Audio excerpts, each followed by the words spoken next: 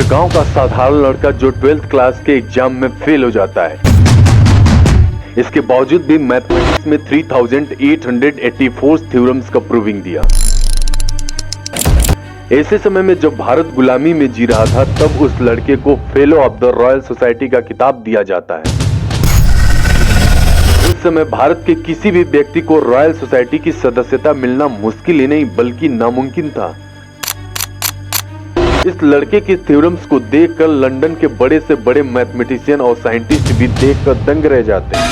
London के Cambridge university में उस समय के सबसे फेमस मैथमेटिशियन प्रोफेसर हार्डी ने एक से बढ़कर एक टैलेंटेड मैथमेटिशियन का टेस्ट लिया, जिसमें 100 आउट ऑफ 35 मार्क्स तो कुछ को 60 मार्क्स तक दिए। उससे अधिक किसी को मार्क्स नहीं मिला, परंतु इस लड़के को 100 आउट ऑफ 100 दिए। जब दुनिया गणित के जटिल सवालों में उलझी थी, तब उस लड़के ने ऐसा मैथमेटिक्स के इक्वेशन दिया जो ब्लैक होल के कॉन्सेप्ट को समझने में मदद मिलता है। तो आइए जानते हैं ऐसे महान मैथमेटिशियन का जीवन काल कैसा रहा।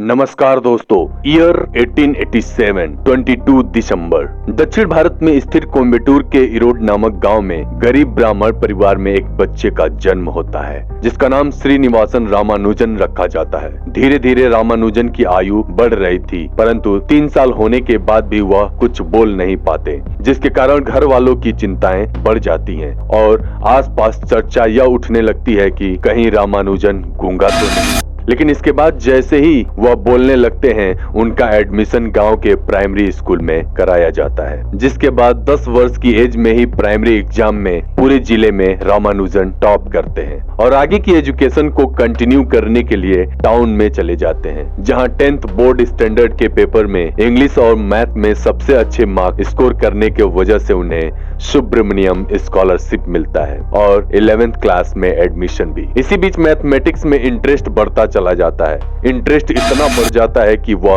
अन्य विषयों पर ध्यान नहीं दे पाते, जिसके कारण 11th क्लास के एग्जाम में वह केवल मैथ्स में पास हो पाते हैं, बाकी सब्जेक्ट्स में फेल, जिसके कारण उन्हें स्कॉलरशिप मिलना भी बंद हो जाता है। घर की आर्थिक स्थिति भी अच्छी नहीं होती है। मैथ्स की दुनिया में इतना इंटरेस्ट बढ़ जाता है कि अन्य किसी भी सब्जेक्ट्स पर वह फोकस नहीं करते, जिसके कारण 12th बोर्ड में भी फेल हो जाते हैं। 1908 में विवाह होने के बाद वह नौकरी की तलाश में मद्रास जाते हैं। 12th क्लास में फेल होने की वजह से कोई भी उन्हें जॉब नहीं मिलता। उसी बीच स्वास्थ्य गिर जाता है और वह वापस गांव आते हैं और पुनः ठीक होने के बाद वह नौकरी की तलाश में मद्रास जाते हैं। वहां किसी के कहने पर वहां के deputy collector Shri V Ramaswamy Iyer से मिले। अय्यर भी मैथमेटिक्स में बहुत ही बड़े विद्वान थे। यहाँ पर अय्यर ने रामानुजन की टैलेंट को पहचाना और जिलाधिकारी श्री रामचंद्र राव से कहकर इनके लिए 25 रुपीज मंथली स्कॉलरशिप का प्रबंध करा दिया। रामानुजन ने मद्रास में 1 साल रहकर अपना प्रथम रिसर्च पेपर प्रकाशित किया। रिसर्च पेपर का टाइटल था बर्नौली नंबर के कुछ गुण। यह research paper journal of Indian mathematical society में प्रकाशित हुआ। मद्रास में 1 साल पूरा होने के बाद मद्रास पोर्ट ट्रस्ट में एक क्लर्क की नौकरी मिलती है। फिर भी उनका इंटरेस्ट इतना था कि वो नए नए मैथमेटिक्स के फॉर्मूले हमेशा लिखा करते थे। मैथमेटिक्स में नए नए रिसर्च करते चले गए, परंतु जो प्रसिद्धि चाहिए थी वो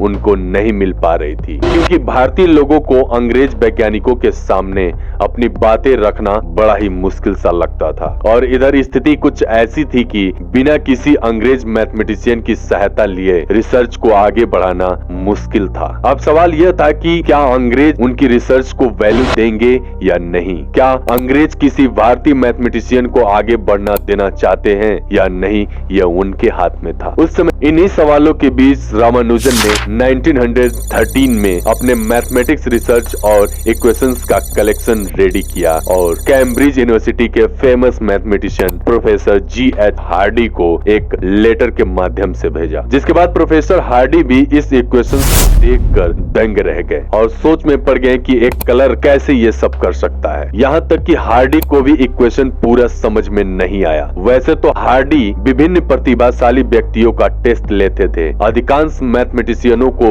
उन्होंने 35 मार्क्स दिए और कुछ को 60 मार्क्स 100 आउट में से, लेकिन रामानुजन को 100 आउट ऑफ 100 दिए। जिसके बाद रामानुजन को कैम्ब्रिज आने के लिए आमंत्रित किया गया। रामानुजन इंग्लैंड जाने से पहले ही 3000 से भी अधिक फॉर्मूले को बना चुके थे। अपने एक विशेष रिसर्च के कारण उन्हें कैम्ब्रिज यूनिवर्सिटी से बीए की उपाधि मिली। इसके बाद वहां रामानुजन को रॉयल सोसाइटी का फेलो नामित किया गया, जो किसी भी भारतीय व्यक्ति को रॉयल सोसाइटी की सदस्यता मिलना बहुत ही बड़ी बात थी। रॉयल सोसाइटी का मतलब था कि उन्हें वैज्ञानिक क्षेत्र में उनके योगदान के लिए ब्रिटिश साइंटिस्टों के समुदाय द्वारा एक उच्च सम्मान और हर प्रकार की सुविधा दी जाती थी। रामानुजन ने इंग्लैंड में 5 वर्षों तक मुख्यतः नंबर सिस्टम के क्षेत्र में नाम किया। आज भी उनके द्वारा दिए गए थ्योरम से ब्लैक होल के कॉन्सेप्ट समझने में मदद मिलती है। उन्होंने हमेशा जीरो और इनफाइनाइट को हमेशा ध्यान में रखा। 32 साल के ही एज में उनकी मृत्यु हो गई। इस दुनिया को छोड़कर वह चले गए। कैसी लगी जानकारी आप सब कृपया कमेंट करके बताएं।